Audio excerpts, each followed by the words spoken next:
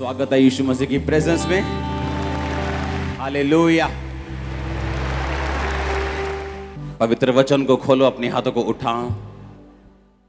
अगर बाइबल नहीं है तो अगली बार आप लेके आएंगे। बोलो, जितना वचन आज मैं सुनने जा रहा हूं, मैं फल को लेके आऊंगा, फलों को लाऊंगा। जो सुनूंगा उसे मानूंगा, क्योंकि ये मेरे शुद्ध रहने का आधार, मेरे चंगे रहने का आधार है। अंगीकार करो ऊंची आवाज में। तेरे जैसे अभिषेक कर दे मुझे तेरी नूर से, कि मैं बन सकूं तेरे जैसे अभिषेक कर दे। आमीन। परमेश्वर का आत्मा आपको डिलीवरेंस के लिए तैयार कर रहा है। डिलीवरेंस एक विश्वासी को भी चाहिए, एक पास्टर को भी चाहिए। डिलीवरेंस सिर्फ दुष्ट आत्माओं से नहीं होती, अगले लेवल पर जाने के लिए डिलीवरेंस चाहिए, परमेश्वर का फेवर चाहिए। दाऊद जब एक गोत्र का राजा बना तो अगले गोत्र का 11 गोत्र, अगले पूरे इज़राइल का राजा बनने के लिए उसे डिलीवरेंस चाहिए थी। अपने फैमिली कर्ज से आपको फ्री होने के लिए डिलीवरेंस चाहिए। डिलीवरेंस सिर्फ दुष्ट आत्माओं से नहीं होती। डिलीवरेंस हर वो चीज जिससे आपको चाहिए वो डिलीवरेंस होती है, वो आज होगी आपकी। ये 7 हफ्तों में मैं आपको उस वचन की ओर लेके जाऊंगा जो आपको आपकी लाइफ की डिलीवरेंस लेने में मदद करेगा। जब ये सेवकाई स्टार्ट हुई तो बहुत सारे पास्टर्स से जब आज मैं मिलता हूं तो उनके बारे में, उनके दिमाग में ये विचार होता था, क्योंकि कोई भी बड़ी चर्च, ऐसा बड़ा चर्च, बहुत इक्का दुक्का चर्च थे जो बड़े थे, उनको लगता था कि जब मेरी चर्च 400 लोगों तक पहुंच जाएगी ये टूट जाएगी। सब पास्टर्स में मशहूर था ऐसा कि जब मेरी चर्च अगर 100-150 रहेगी तो ठीक रहेगी, लेकिन अगर ये 400 लोगों तक पहुंच जाएगी तो टूट जाएगी। लेकिन जब खामरा चर्च की शुरुआत हुई, ये पहली टेंट चर्च थी, ऐसा किसी ने देखा नहीं था, और बढ़ते बढ़ते बढ़ते जब ये हजारों में पहुंची। मैं आपको ये बात इसलिए बता रहा हूं कि परमेश्वर आपकी डिलीवरेंस करने के लिए तैयार है। आप क्रिश्चियन हैं तो भी, आप पास्टर हैं तो भी, आप नॉन बिलीवर हैं तो भी, हर वो चीज जो आपको बांधती आई है, लास्ट डे यीशु मसीह के नाम में उसका आज। हालेलुया। परमेश्वर ने कहा, अगर तू मेरे वचन की इज्जत करेगा मैं तुझे आजाद करूंगा। उसने जो मुझसे प्यार किया इसलिए मैं उसको छुड़ाऊंगा, यानी डिलीवर करूंगा। उसने जो मुझसे स्नेह किया, यहोवा ने कहा, मैं उसको छुड़ाऊंगा, मैं उसको ऊंचे स्थान पर रखूंगा, क्योंकि उसने मेरे नाम को जान लिया है। परमेश्वर से प्रेम करना, उसका आदर करना। रूत का वचन आप सुन चुके हैं। संडे अगर आपने नहीं सुना, संडे मॉर्निंग का और इवनिंग का आप इंटरनेट पे जाके सुनेंगे, ताकि डिलीवरेंस का कोई भी वचन आप मिस नहीं करेंगे, क्योंकि ये आपकी लाइफ का मसला है, मामला है। आपके परिवार की डिलीवरेंस आपकी आत्मिक जिंदगी के साथ जुड़ी हुई। परमेश्वर ने यहोशू से कहा, यहोशू तुम मेरे साथ चलना, व्यवस्था की पुस्तक से एक भी बात इधर उधर नहीं करना, क्योंकि जो ये लोग कनान में जाएंगे वो तेरी ही विश्वास योग्यता जो तुम मेरे साथ रखेगा उसके अनुसार जाएंगे। यानी इनकी सफलता भी तेरी लीडिंग पर निर्भर करती है, और तेरी अगुवाई मेरे साथ वफादारी के ऊपर निर्भर करती है। आपके परिवार के डिलीवरेंस भी आप पे निर्भर करती है कई बार। यहां तक कि आपके नगर की, आपके शहर के डिलीवरेंस भी आपके साथ जो परमेश्वर का संबंध है उस चीज पे निर्भर करती है। जो संडे मैंने वचन दिया आप उसको सुनेंगे कि किस तरह से आपको एक मन बनाना है कि परमेश्वर तू मेरी जिंदगी में कुछ भी ना कर, लेकिन मेरी जिंदगी से मैं तू और तू कभी भी अलग नहीं होंगे। उस वचन को आप जाके सुने और आपको मालूम होगा। आज आपको ये बात ध्यान रखनी है, डिलीवरेंस एक बड़ा मसला है, ये छोटा मसला नहीं। डिलीवरेंस लोगों से, अनफ्रूटफुल लोगों से जो आपके लाइफ में हैं, आपकी मिनिस्ट्री में बैठे हैं, आपके रिश्तेदारी में बैठे हैं, आपको खींचने वाले, आप पर भार, लेकिन आपको उनको उठाना पड़ता है। आपको डिलीवरेंस चाहिए और खुदा आज आपको देगा। मुझे उसने दी है अनफ्रूटफुल लोगों से, और ये ऐसी चीज है जिन्हें आप खुद नहीं कर सकते, आप खुद उन्हें छोड़ नहीं सकते, लेकिन जब आप पर परमेश्वर का फेवर होता है वो धक्के से आपको लेके जाता है। उस समय आपको दुख लगता है, कई बार आपको स्ट्रेस फील होता है, लेकिन जब आप अपने आप को 6 महीने बाद, 3 महीने बाद देखते हैं, आप कहीं अधिक ग्रोथ में, कहीं अधिक ब्लेसिंग में। उस डिलीवरेंस की मैं बात कर रहा हूं जो मैंने लोगों को मसीह में रहते हुए 20 साल उसी बंधन में देखा है। क्योंकि परमेश्वर इमोशनल नहीं, अगर जिस लेवल की डिलीवरेंस वो आपको देना चाहता है, उस लेवल की समझ और उस लेवल का प्रार्थना, उस लेवल की वो स्पिरिचुअल नॉलेज भी आपकी जिंदगी में होनी चाहिए। यीशु मसीह के बाद जो चुना गया सेवक था अगुवा होने के लिए चेलों का, वो कौन था? यहूदा इस्करियोती। पर बना कौन? पतरस। था कौन? क्योंकि उसका वचन था, याकूब की पुस्तक 48, याकूब के उस निर्गमन के 48 में, जब याकूब ने कहा था कि यहूदा वो अगुवाई करेगा। पतरस की जो नॉलेज थी, जो स्पिरिचुअल लेवल था, उसने इतना मेंटेन कर लिया था। जब परमेश्वर ने पूछा कि तू मुझे क्या समझता है, उसने कहा तू जीवते परमेश्वर का बेटा मसीह है। बाकी चेले जो लोगों की बात भी सुनते थे कि लोग क्या कहते हैं, वो कहते थे कुछ तुझे ये कहते हैं, कुछ तुझे वो कहते हैं, कुछ तुझे ये कहते हैं। उसने कहा नहीं नहीं, तुम क्या समझते हो? पतरस कहता तू जीवते परमेश्वर का बेटा मसीह है। परमेश्वर ने कहा इस बात के कारण मैं कलीसिया किस पे बनाऊंगा? तुझ पे। अधोलोक के फाटक तुझ पे प्रबल नहीं होंगे। आमीन। इसका मतलब क्या? इसका मतलब पतरस की स्पिरिचुअल जो नॉलेज थी, जो लेवल था, इस टाइप का चला गया था कि उसने परमेश्वर से वो बातों को, वो डिलीवरेंस को ले लिया। कई बार आप वो डिलीवरेंस चाहते हैं लेकिन आपका वो लेवल नहीं। इसलिए परमेश्वर दाऊद को कितने साल उसने जंगल में रखा कि जब इसकी परीक्षा हो तो ये पास हो सके। यहूदा गोत्र का राजा बनाने के बाद भी 7.5 साल वो उसी का राजा रहा, इजराइल का राजा नहीं बन पाया, क्योंकि उस डिलीवरेंस के लिए उसे एक नए नॉलेज की, नई रेवलेशन की जरूरत थी। आमीन।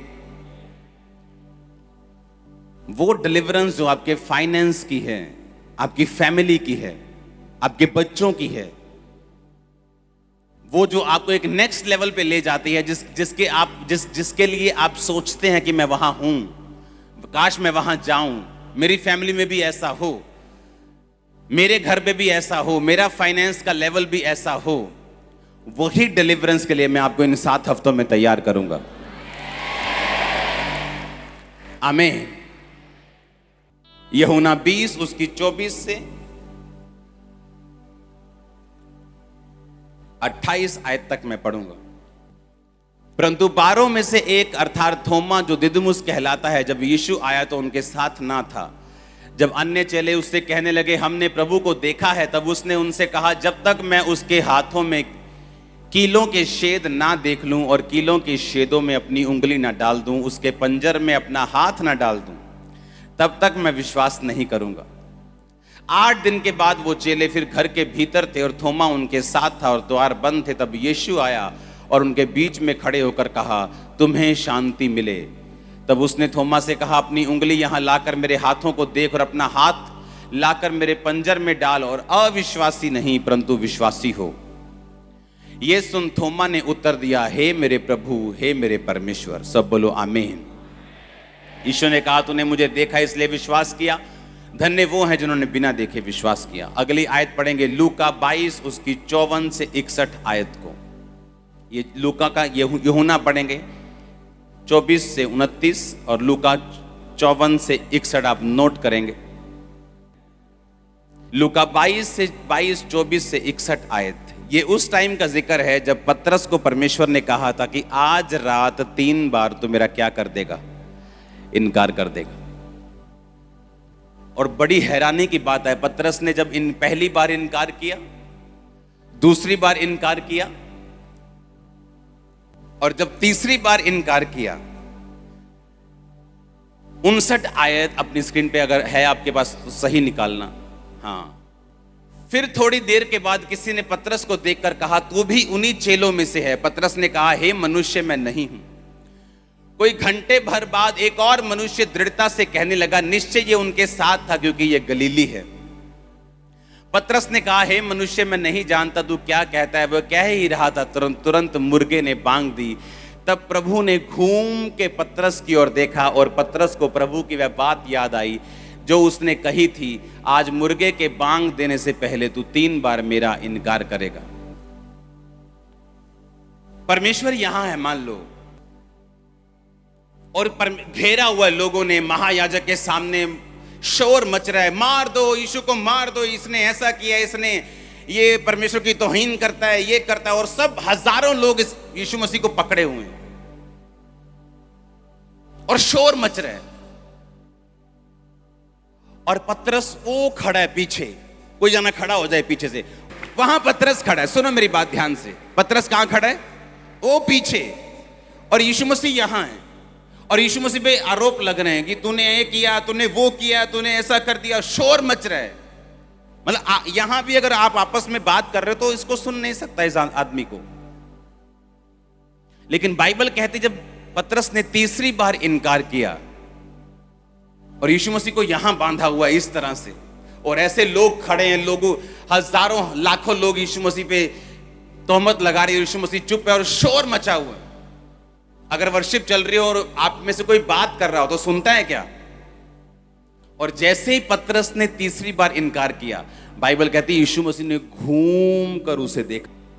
यीशु मसीह ने ऐसे घूमा, इतने लोग खड़े हैं, इतने हजारों लोग परमेश्वर को के पास खड़े हैं, कोई थप्पड़ मार रहा है, कोई टॉर्चर कर रहा है, और यीशु मसीह घूम कर ऐसे पतरस की ओर देखते हैं। और पतरस को मालूम हो जाता है कि अब मैं तीसरी बार इनकार कर चुका हूं, और पतरस रोने लगता है, बाइबल कहती। और उसे परमेश्वर की बात याद आती है कि आज मुर्गे के बांग देने के पहले तू 3 बार मुझसे मुकर चुका होगा। अब जो पतरस कर रहा था बाहर, वो यीशु मसीह को मालूम था। थोमा कहता कि चेले कहते ओए तू किथे सीगा? मैं बाहर गया। कहते यीशु मसीह आए सी साडे विच। कहता मैं नहीं मानता। नहीं वो जी उठे। कहता मैं नहीं मानता। कहता अगर मुझे यकीन दिलवाना है तो पहले मैं जो नेजा जहां मारा था वहां उंगली डालूंगा, हाथ पर जो छेद है वहां उंगली डालूंगा, फिर बिलीव करूंगा कि वो जी उठा है। क्या वहां पे यीशु मसीह थे? जब थोमा ये बात कर रहा था, क्या वहां परमेश्वर मौजूद थे फिजिकली? क्योंकि जब वो चेलों को दिखाई दिए वो वहां से चले गए, और जब वो चले गए तो थोमा वापस आया। और थोमा क्या कहता है कि मुझे नहीं यकीन, अगर मुझे यकीन दिलवाना है तो परमेश्वर मेरे सामने आए और मैं उसके हाथ और पांव में उंगली डाल के देखूंगा। और बाइबल कहती थोड़े दिन बाद यीशु मसीह प्रकट हुए थोमा के पास, और थोमा को बोला ये ले डाल ले उंगली, और ये ले डाल। सुनो मेरी बात। और परमेश्वर ने कहा अविश्वासी नहीं पर विश्वासी हो। अब सुनो मेरी बात। मैंने अपनी लाइफ में ये नोटिस किया है, अगर आपको डिलीवरेंस चाहिए, अब ध्यान से सुनना, आपके कॉन्शियस में, आपके दिमाग में, आपके दिल में ये बात हमेशा होनी चाहिए कि परमेश्वर मुझे देख रहा है।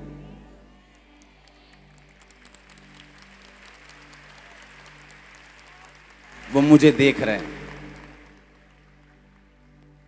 वो मुझे सुन रहे हैं। एवरी टाइम आपके खाते, नहाते, देखते, सोते, पहनते, भागते, बेचते, बहन जी कुरकुरे ले लो, बेचते, कोल्ड ड्रिंक बेचते, मकान बनाते, मकान खाते, कुछ भी कर लो, हर टाइम आपके माइंड में ये कॉन्शियसनेस होनी चाहिए, परमेश्वर मुझे देख और सुन रहे हैं। अगर आपने ये नियम बना लिया, अगर आपने एहसास बना लिया, सिस्टम, अगर आपने यह सिस्टम बना लिया, मैं आपको बता रहा हूं, जितने लोगों ने बाइबल में डिलीवरेंस पाई है, बड़ी डिलीवरेंस की मैं बात कर रहा हूं, जैसे यूसुफ ने पाई जब वो जेल में था। और जेल में भी क्यों गया? उसने गलत काम करने से पोतीफर की पत्नी के साथ मना कर दिया, क्योंकि उसे यही दिमाग में था कि परमेश्वर मुझे देख। वहां कॉम्प्रोमाइज करता तो घर का हेड नौकर पहले से ही था, अब पैसा भी आता, उसकी वाइफ भी थी, आराम से वो अपनी जिंदगी बिता सकता था। लेकिन उसे मालूम था कि जिस स्थान को परमेश्वर ने मेरे लिए मसा किया है, मैं उस स्थान तक नहीं पहुंच सकता अगर मैं इस दुविधा में फंस जाऊंगा तो। आप मेरी बात समझ रहे कि नहीं? अगर उसे बड़ा छुटकारा चाहिए था तो उसे मालूम था कि परमेश्वर मुझे देख रहा है, और जो कुछ परमेश्वर से मैंने लेना है वह मैं उसे नहीं ले पाऊंगा अगर मैं परमेश्वर के वचन के खिलाफ चलूंगा तो। मैंने प्रैक्टिकली अपनी लाइफ में, लोगों की लाइफ में और दूसरे लोगों की लाइफ में, और बाइबल के जो कैरेक्टर हैं उनकी जिंदगी में देखा है, उन्हीं लोगों ने डिलीवरेंस पाई है, छुटकारा पाया है, जिन लोगों के दिमाग में यह था कि परमेश्वर मुझे देख रहा है और सुन रहा है। आप चोरी कर रहे हैं, वो आपको देख रहे हैं। आप व्यभिचार कर रहे हैं, वो आपको देख रहे हैं। वो वहां पे मौजूद नहीं था, उसने कहा नहीं नहीं, मैं नहीं मानता यीशु मसीह आए थे। मुझे तो तभी यकीन, मुर्दे जीवित करने के बाद, लंगड़े चलाने के बाद, इतना कुछ देखने के बाद भी वो अविश्वासी था। इमेजिन करो। और यीशु मसीह ने फिर उससे कहा, जब यीशु मसीह प्रकट हुए तो यीशु मसीह ने कहा, ये ले थोमा, मैं आ गया हूं, अब विश्वासी बन, अविश्वासी नहीं। परंतु धन्य वो जिन्होंने बिना देखे विश्वास किया। इसका मतलब जब थोमा ये बात कर रहा था, परमेश्वर वहां मौजूद थे कि नहीं थे? इसका मतलब जब पतरस 3 बार इनकार कर रहा था और उसे लगता था कि परमेश्वर तो बहुत दूर खड़े हैं, वो तो 500 फुट दूर है, इतने शोर में, और इतने शोर में जब उसने तीसरी बार इनकार किया, यीशु मसीह ने स्पेशल घूम के उसे ऐसे देखा पीछे, और उसे मालूम था कि वो सुन रहे हैं। उसे घूम कर स्पेशल देखा परमेश्वर ने, जहां चिल्लाहट सुनाई नहीं दे पा रही, जैसे मुर्गे ने कहीं बाहर बांग दी, तो यीशु मसीह ने घूम के पतरस की ओर देखा। जब हम अपने घर में हैं, अपने काम में हैं, अपने बिजनेस में हैं, जब हमें लगता है कि शारीरिक रूप में परमेश्वर वहां मौजूद नहीं, और ना वो महसूस किया जाने वाला है, क्योंकि परमेश्वर की हुजूरी कभी भी महसूस नहीं होती। पावर महसूस होती है, हुजूरी नहीं। जो आप चर्च में महसूस करते हैं वो पावर है परमेश्वर की। हुजूरी महसूस नहीं होती, हुजूरी आपके अंदर है। आप सुबह अपनी टांगों और पैरों को महसूस नहीं करते, हाथों को, कि पहले मैं महसूस करूं, फिर मैं उठूंगा और अपने टांग में बेड के नीचे लगाऊंगा। आपको मालूम है ये आपके साथ हैं, परमेश्वर आपके साथ है। वैसे ही महसूस करने की जरूरत नहीं। आमीन। आपको ये इज्जत करनी है कि परमेश्वर मुझे सुन रहा है और देख रहा है, और मुझे परमेश्वर का आदर करना है। आमीन। जब आप इस मेंटालिटी के साथ चलेंगे कि परमेश्वर मुझे देख रहा है, मुझे सुन रहे हैं हर टाइम, मेरे अविश्वास की बातों को भी वो सुन रहे हैं, मेरे विश्वास की बातों को भी वो सुन रहे हैं, मेरे शक की बातों को भी वो सुन रहे हैं, और जो मैं विश्वास की बात कर रहा हूं उसको भी वो सुन रहे हैं। वो जो निंदा, वो चुगली जो आप दूसरों की कर रहे हैं, उसको भी वो सुन रहे हैं, और वो आपके बोले गए शब्दों के अनुसार आपकी जिंदगी में काम करता है। ऐसे लोग जो अपने पास्टर्स की चुगलियां करते थे, जब पास्टर उन पे ले हैंड करता था तो उस ले हैंड का असर उनकी जिंदगी में नहीं होता था, क्योंकि वो परमेश्वर जिसने पास्टर के बीच से ले हैंड करना है, वो आपको सुन भी रहा है और देख भी रहा है। हालेलुया। और हमें ये बात मालूम होनी चाहिए कि परमेश्वर जीवित है। हमारी लाइन जो है, क्रिश्चियन जो मसीह जिंदगी है, वो जीवित है। जो मैं बोल रहा हूं वो सुन रहा है, जो मैं सोच रहा हूं वो भी वो सुन रहा है, जो मैं कर रहा हूं वो देख रहा है, चाहे वो गलत है चाहे वो सही है, लेकिन परमेश्वर को सब कुछ मालूम है। अब चर्च में आके मैं ज्यादा जोर के हालेलुया बोल के उसे धोखा नहीं दे सकता, क्योंकि जो मैं करके आया हूं, जो मैं सोच के आया हूं, जो मैं अपनी लाइफ में कर रहा हूं, उसे वो सब कुछ मालूम है। हालेलुया। आप जितना परमेश्वर को इज्जत देंगे, जितना परमेश्वर का ऑनर करेंगे, उतना ही वो आपको डिलीवर करेगा। लोग बोलते हैं कि अगर मैं क्रिश्चियन हूं, हां, और अगर मेरी बाइबल को किसी ने फाड़ दिया, जला दिया, किसी अन्य जाति ने, आपको मालूम आजकल जो चल रहा है सभी धर्मों के साथ, मैं आपसे एक क्वेश्चन करना चाहता हूं, क्या ये बेअदबी है, या एक वचन जो क्रिश्चियन हो के वचन को जान के भी उस वचन को फॉलो नहीं करता, क्या ये बेअदबी है? क्या बेअदबी है दोनों से? अगर मान लो मेरा विश्वास एक धर्म पे नहीं है, हां, उसको किसी ने कुछ कर दिया, वो बेअदबी नहीं, वो बेवकूफी है, वो मूर्खतापूर्ण किया गया काम है, वो बचपना है, वो नफरत है, बेअदबी नहीं है। क्रिश्चियन हो के भी मैं वो चुगलियां कर रहा हूं, वो निंदा कर रहा हूं, वो व्यभिचार कर रहा हूं, अपनी गर्लफ्रेंड को साथ लेके घूम रहा हूं, ये बेअदबी, ये रियल बेअदबी। क्योंकि बेअदबी सिर्फ अपने धर्म का आदमी कर सकता है, दूसरे धर्म का आदमी किसी दूसरे धर्म की बेअदबी नहीं कर सकता। अगर वो करता है वो बेअदबी नहीं, वो मूर्खता पूर्वक किया गया काम, बेवकूफी, हाँ, वो बचपना है, वो उसका छोटे दिमाग की उपज है, जिससे वो जहां से वो निकला है वो दर्शाता है। वो बेअदबी है जब आप परमेश्वर के वचन को जानकर भी उसे फॉलो नहीं करते।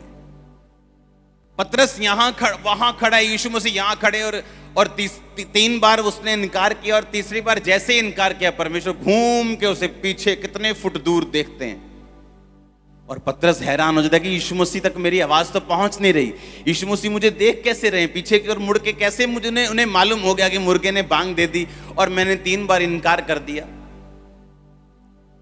यीशु मसीह तो आए थे शारीरिक रूप में, हमें दिखाया उसने कि यीशु मसीह ने कहा कि देखो मैं जीवित हूं, ये देखो मेरे हाथों और पांव के छेद, ये देखो, उसमें शांति मिले। चेलों को बोल गए, चेले बड़े खुश थे जब चेलों ने बताया थोमा तू यहां नहीं था, यीशु मसीह आए थे। कह रहा मैं नहीं मानता। जब वो बोल रहा था तब भी यीशु मसीह वहीं पे थे। आप चल रहे हैं वो तब भी वहीं पे हैं, आप गाड़ी में बैठे तब भी वो वहीं पे हैं, आप जब फोन पर किसी से झूठ बोल रहे हैं वो तब भी वहीं पे हैं। और बाइबल कहती हर एक बात जो तुम्हारे मुंह से निकलेगी, अच्छी या बुरी, तू उनका लेखा मुझे देगा। एक बड़ी डिलीवरेंस को हासिल करने के लिए आपके दिमाग में हमेशा यह होना चाहिए कि परमेश्वर मुझे देख रहे हैं और मुझे सुन रहे हैं। और लगातार सुनो मेरी बात, ये 7 हफ्ते लगातार अपने वचन को नोट करने और इसे बार बार सुनना है। आप बंधन में नहीं रह सकते अगर इस वर्ड को आप फॉलो करेंगे तो। ये पॉसिबल नहीं। वो आपके परिवार का हो, आपके फाइनेंस का हो, शरीर का हो, बीमारी का हो, वो माइंड का हो, डिप्रेशन का हो, वो इंसानों का हो, वो बॉस का हो, वो स्टाफ का हो, कोई भी हो, आपकी लाइफ से गिर जाएगा, झड़ जाएगा यीशु के नाम में। अपने पड़ोसी को बोलो, परमेश्वर तुझे देख रहे हैं और तुझे सुन रहे हैं। आमीन। चाहे आप अविश्वास की बातें कर रहे हो तब भी वो आपको सुन रहे हैं, चाहे आप उसका इनकार कर रहे हो तब भी वो आपको सुन रहे हैं, और चाहे आप डैनियल की तरह प्रार्थना कर रहे हो, विश्वास में हो, तब भी वो आपको सुन रहे हैं। उसको हर एक चीज मालूम है। बाइबल कहती है यहोवा की आंखें नित धर्मी को देखती हैं और यहोवा की पलकें नित धर्मी को जांचती रहती हैं। हर वक्त परमेश्वर आपको जांचता है। आपकी स्पिरिचुअल लाइफ का हाल क्या है, आपकी विश्वासी जिंदगी कैसी है, आप कैसी जिंदगी जी रहे हैं, आपका विश्वास कैसा है, आपकी प्रेयर कैसी है, वो हर एक चीज को आपकी नोटिस कर रहे हैं। अगर बड़ा छुटकारा चाहिए तो ये दिमाग में रखना है कि परमेश्वर मुझे देख भी रहा है राइट नाउ और सुन भी रहा है। चाहे परीक्षाओं से होके गुजर रहे हैं, चाहे हम परीक्षा से निकलकर आशीष पा बैठे हैं, हम ऊंचाई पे चले गए हैं, चाहे वो जा रहे हैं, चाहे जाने वाले हैं, हर कंडीशन में परमेश्वर आपको देख भी रहा है और सुन भी रहा है। आपका अंगीकार क्या है, आप लोगों से आप बात कैसे करते हैं और पीठ पीछे आप कैसे हैं, वो आपको देख भी रहा है और सुन भी रहा है। जो लोग इस कॉन्शियसनेस में चलते हैं कि नहीं परमेश्वर मुझे देख रहा है, तो गलत काम करने के टाइम अगर आपको ये नॉलेज होगी कि परमेश्वर मुझे देख भी रहा है और सुन भी रहा है, आप बच जाएंगे। क्योंकि उस समय पोतीफर की पत्नी के अलावा और वहां कोई मौजूद नहीं था, उसका बॉस वहां पे नहीं था, लेकिन उसे मालूम था कि बॉस वहां हो ना हो लेकिन परमेश्वर वहां मौजूद है। उसे यह भी मालूम था कि मेरी की गई प्रार्थना का उत्तर शायद मुझे नहीं मिल रहा, जो दर्शन परमेश्वर ने मुझे दिखाए थे वो भी पूरे नहीं हो रहे। मैं कहाँ राजा हूं, मैं तो एक घर में नौकर हूं, एक हेड नौकर हूं।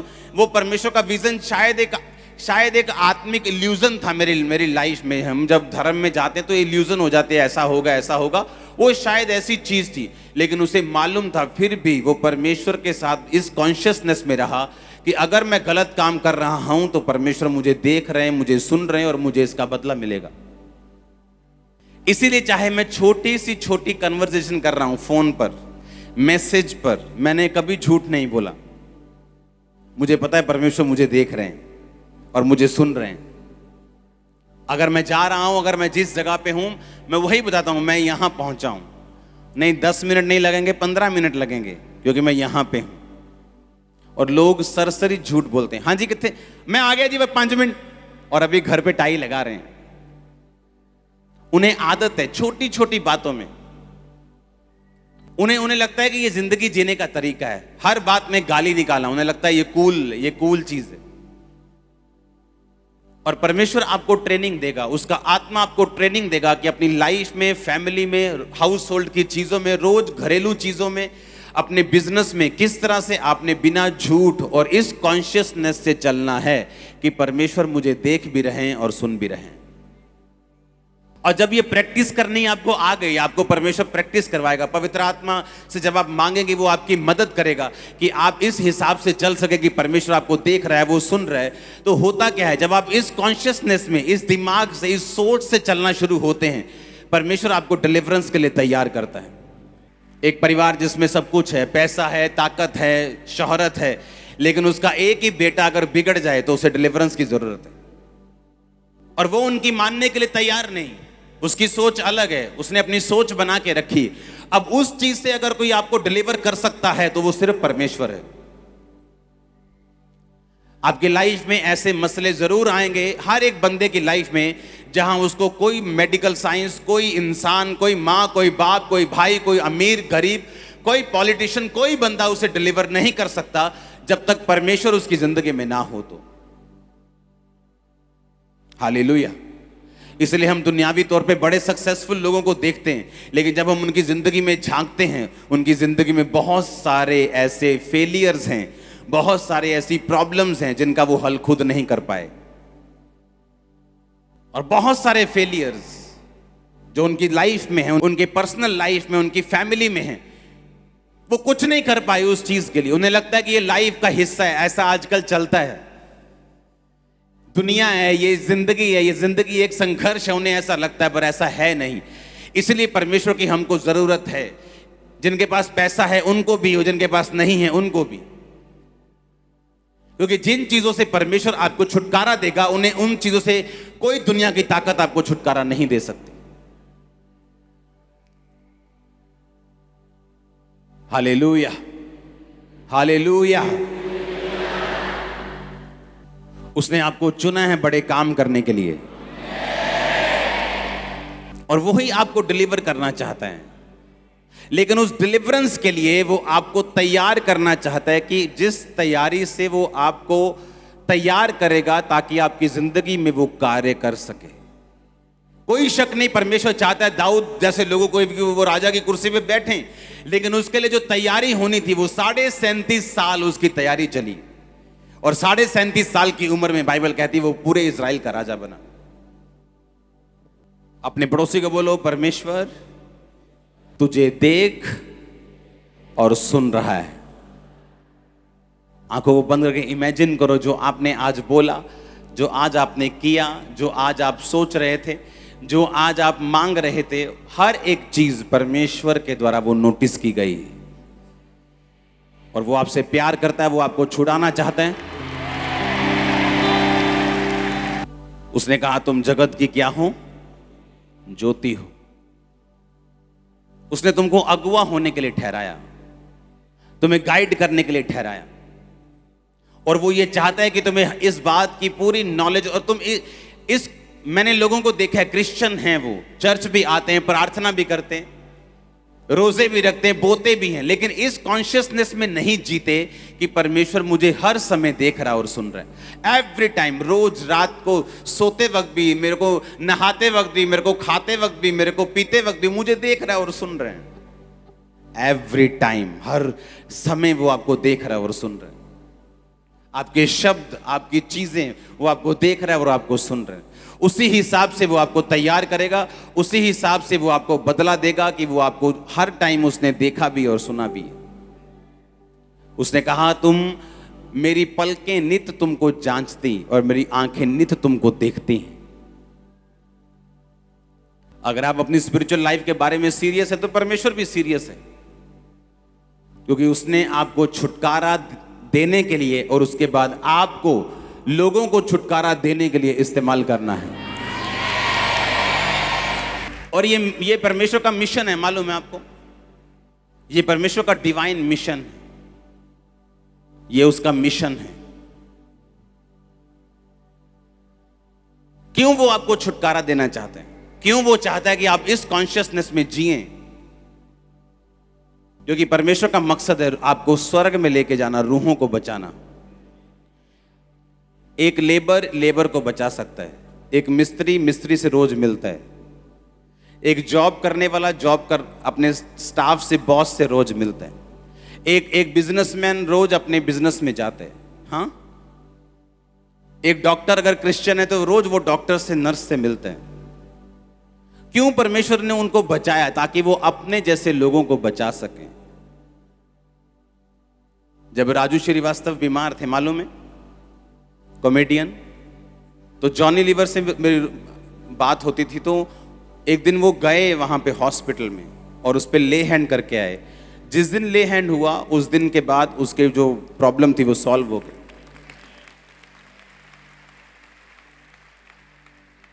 और परसों जब हम फोन पे थे तो मैंने उनको बोला, मैंने कहा चलो हम आज मिलके उन पे प्रेयर करते हैं हम। तो उन्होंने उसके, राजू के कान पे फोन लगाया, उनकी वाइफ को फोन दिया, तो मैं और जॉनी लीवर प्रेयर कर रहे थे उस पर लगातार। और मैंने अपने बंदे को भेजा, मैंने कहा जाओ ऑयल और रुमाल दे के आओ। और 2 दिन, एक दिन अगले दिन होश आ गया उनको। अब जो बंदा इंटरटेनमेंट इंडस्ट्री में है वही उनको बचा सकता है। एक हीरो से बात कर सकते हैं, और यही परमेश्वर का मकसद है। अगर वो आपको छुड़ाना चाहता है तो इसका मकसद है वो आपको इसलिए ब्लेस कर रहा है कि वो दूसरों को आपके जरिए छुड़ा सके। और जब आप ये सोच में चलते कि परमेश्वर मुझे देख रहा है और सुन रहा है, और आप परमेश्वर के साथ चलना शुरू करते हैं, आप तो होते हैं ब्लेस, आपको तो छुटकारा मिलता है, लेकिन आप एक वेपन बन जाते हैं, एक जरिया बन जाते हैं परमेश्वर का दूसरे लोगों को छुड़ाने के लिए। आप समझ रहे कि नहीं? आपको यह बात बड़े ध्यान से समझनी है कि परमेश्वर जब थोमा से मिला तो उसने कहा, जो कुछ तूने कहा था मैंने वो सब सुना था। मैं शारीरिक रूप में मौजूद नहीं था उस समय तेरे पास, तो इसका मतलब ये नहीं कि मैं सुन नहीं रहा था। हम चर्च में हैं तो परमेश्वर सुन रहे हैं, लेकिन जब हम अपनी रसोई में हैं वो तब भी आपको सुन रहे हैं। हम बर्तन मांज रहे तभी वो सुन रहे हैं। आप जब परमेश्वर में आगे बढ़ेंगी ना, आप बर्तन मांजते मांजते भी प्रेयर कर सकती हैं। पता है आपको क्या? पोछा मारते मारते भी प्रेयर कर सकती हैं, काम पे प्रेयर कर सकती हैं। इसका मतलब ये नहीं हम अलग टाइम परमेश्वर को ना दें, हम अलग टाइम भी देंगे परमेश्वर को। लेकिन जब आपको ये बात की समझ आ जाती है कि परमेश्वर मेरे साथ है, वो मेरी सुन रहा है, मेरी नेगेटिव शब्दों को भी वो सुनता है, मेरे पॉजिटिव शब्दों को भी वो सुनता है, आप अलर्ट हो जाते हैं और परमेश्वर की प्रेजेंस आपके साथ चलना शुरू होती। क्योंकि आपको हर टाइम लगता है कि परमेश्वर मेरे साथ है, वो मुझे सुन रहे हैं, तो धीरे धीरे फिर वही आदत पक जाती है और आपको जो लगता रहता है वो हो जाता है, वो हर टाइम आपके साथ चलता है। ऐसी लाइफ में आपकी घटनाएं होंगी, ऐसे परमेश्वर काम करेगा जो आपने सोचे भी नहीं। जब आप इस कॉन्शियसनेस से चलेंगे, वो ऐसे आपकी जिंदगी में काम करेगा, आपने सोचा तक नहीं होगा कि वो किस तरह से आपको इस तरह से किस तरह से डिलीवर कर रहा है, किस तरह से वो आपको अगले लेवल पे लेके जा रहा है, जो आपके साथ पॉसिबल नहीं था, जो आप नहीं कर सकते थे, आपके मित्र भी नहीं कर सकते थे आपके लिए, वो परमेश्वर ने किस तरह डिवाइन ईश्वरीय रीति के साथ आपकी जिंदगी में किया। इस सोच के साथ चलना कि परमेश्वर मुझे सुन रहा है, मुझे देख रहा है हर टाइम, एवरी टाइम। जो कुछ परमेश्वर ने कहा है मैं उसे पूरा करूंगा। और असली बेअदबी क्या है? उसको जानकर भी उस काम को ना करना। दूसरी बातें बेवकूफी हैं। बाइबल को पटक देंगे तो वो तो वचन क्या है? वचन तो उसके मुंह से निकला है। बाइबल में तो मैंने छापा है, तुमने छापा है। तुम पंजाबी हो, तुमने पंजाबी में छाप दिया, बंगाली ने बंगाली में छाप दिया, इंग्लिश वाले ने इंग्लिश में छाप दिया, यहूदी ने इब्रानी में छाप दिया। लेकिन असली वचन क्या है? जो उसके मुंह से निकला है, उसे पूरा करना, इज्जत करना है। उसे गिराना, उसको बाइबल को जलाना बेवकूफी है, मूर्खता का काम है। लेकिन जो मुंह से निकला पूरा ना करना, ये असली बेअदबी है। आमीन। ये तो उसके मुंह से निकला है, इसे पूरा करना है, इसे फॉलो करना है। वो मेरे साथ है, वो मुझे देख भी रहा है और सुन भी रहा है हर टाइम। आप लो फील कर रहे हैं तब भी, आप हाई फील कर रहे हैं तब भी, आत्मा से भरा हुआ महसूस कर रहे हैं तब भी, अकेला महसूस कर रहे हैं तब भी, वो आपको देख भी रहा है और सुन भी रहा है हर टाइम। अगर आप इस दिमाग से चलेंगे तो कई बार आप बर्तन मांजते मांजते प्रेयर करेंगे कि परमेश्वर मैं चाहनी हूं, तभी पूरा हो जाएगा। वो बात मालूम आपको? तभी, राइट नाउ, तभी। क्योंकि आपको ये मालूम होगा कि परमेश्वर मेरे साथ और मेरी वो सुन रहे। आप जस्ट ड्राइव कर रहे हैं इस कॉन्शियसनेस के साथ कि परमेश्वर मेरे साथ है और मुझे सुन रहा है और मुझे देख रहा है। फिर जो स्कूटरी पे लड़की गई है, आप उसको फॉलो नहीं करेंगे। आपको मालूम है बाजू में यीशु मसीह बैठे हैं, हालेलुया। आप उसे फॉलो नहीं करेंगे। फिर फॉलो करने के बाद, ओए की देखदा तू? नहीं, मैं सूट देखदा ही, मैं लेके देना ना अपनी भैन, मैं सूट देखदा सी। हालेलुया। अगर आपको मालूम है यीशु मसीह आपके साथ बैठे हैं, वो आपको देख रहे हैं और सुन रहे हैं, आप बचे रहेंगे। और अगर आप बचे रहे तो परमेश्वर एक कैपेबल आदमी, एक सफल स्पिरिचुअल आदमी, उसको एक लेवल पे कभी नहीं रखते। उसकी बरकतें हमेशा बढ़ती हैं। आपकी कंपनी में बहुत सारी जॉब्स हैं।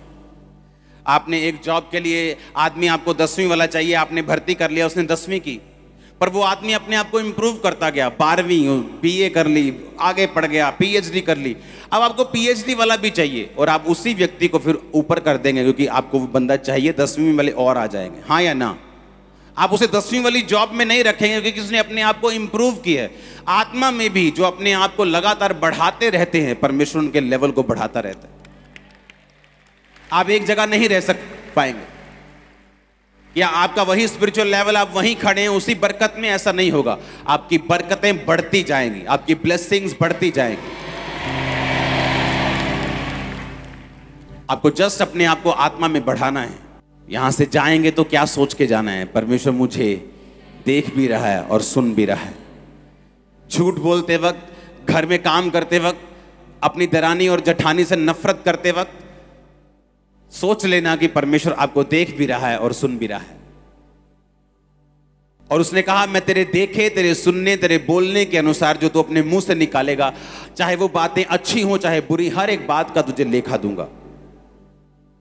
तो आपको बनाने का काम परमेश्वर का नहीं, आपको बनाने का काम सिर्फ आप ही का है। जो कुछ परमेश्वर ने कहा है उसे फॉलो करो, आप सेम नहीं रहेंगे।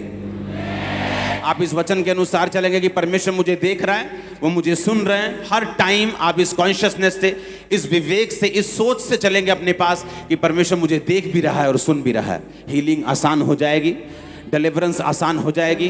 वो आपसे बात करेगा, आपकी अगुवाई करेगा, आपके काम में, आपकी पढ़ाई में, आपकी सेवकाई में, आपके बिजनेस में। वो आपसे बात करेगा रोज। वो आपको बुद्धि देगा, वो आपको बुद्धि देगा। मैं आपको बता रहा हूं, आमीन। बहुत कम लोग हैं जो स्पिरिचुअली बुद्धिमान होते हैं। उनको मालूम होता है कौन सा काम किस टाइम पे, किस तरीके से, किस रीति से कब करना है। बहुत कम लोग होते हैं। और जितने लोग ऐसे बुद्धिमान होते हैं, उनकी लाइफ की एक ये निशानी होती है कि वो अपनी लाइफ में इस समझ के साथ चलते हैं कि परमेश्वर मुझे देख रहा है और सुन रहा है हर टाइम। और जिनको ये विवेक नहीं होता कि हर टाइम परमेश्वर मुझे देख रहा है और सुन रहा है, वो अजीब अजीब सी बीच बीच में गलतियां भी करते हैं। और जब बुद्धि की बात आती, उनमें वो बुद्धि नहीं होती जो परमेश्वर चाहता है। और जो वो चाहते हैं कि ऐसी बुद्धि मुझ में भी काम करे, फिर उनमें वो नहीं होती। कि ऐसा पवित्र आत्मा का मसा, ऐसा कंट्रोल मुझे भी चाहिए, लेकिन वो कर नहीं पाते, क्योंकि उससे पहले की तैयारी है जो आपको करनी है। आज खुदावन आपको अभिषेक करे, आपके लोगों को, आपकी चर्चेस को, आपके घरानों को अभिषेक करे।